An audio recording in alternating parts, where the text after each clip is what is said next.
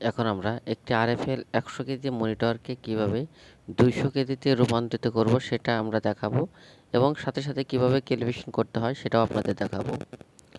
প্রথমে স্কেলটা চালু করে আমরা পাসওয়ার্ড দিয়ে নিলাম। তা বাদে ট্যার বাটনে প্রেস করলাম, অন ট্যার। এবার আমরা স্কেলের পুরো ওজনটা উঠিয়ে দেব।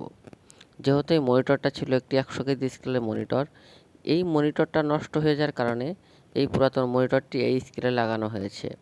এখন আমরা মনিটরটাকে 200 কেজি করব এবং ওজনটাও ক্যালিব্রেশন করব। ওজন কিন্তু উঠিয়ে দেওয়া হয়েছে। এবার আমরা ট্যার বাটনে প্রেস করব এবং ওজনটা লিখে দেব। 16 কেজি, রাউন্ড ফিগার 16 কেজি আমরা লিখে দিলাম। ট্যার বাটনে এই যে 100 কেজি কিন্তু লেখা আছে, এখানে আমরা 200 কেজি করব। 200 কেজি এবং অ্যাকুরেসি করব হচ্ছে 20 গ্রাম।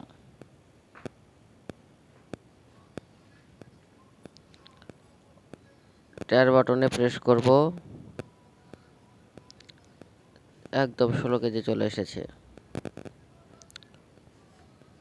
আপনারা যারা এই ধরনের কাজ করতে সমস্যার সম্মুখীন হন, তারা আমাদের স্ক্রিনে দেওয়া নাম্বারে যোগাযোগ করবেন।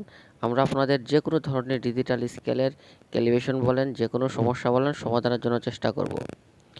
আপনারা কিন্তু আমাদের কাছে যে কোনো ধরনের ডিজিটাল স্কেল পাবেন।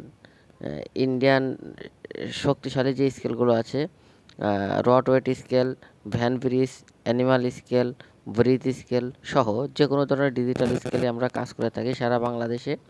আপনারা অবশ্যই যে কোনো সমস্যার সমাধানের জন্য আমাদের স্ক্রিনে দেওয়া নাম্বারে যোগাযোগ করবেন এবং অবশ্যই আমার এই চ্যানেলটি সাবস্ক্রাইব করবেন। ধন্যবাদ সবাইকে, ভালো থাকবেন, আল্লাহ হাফেজ।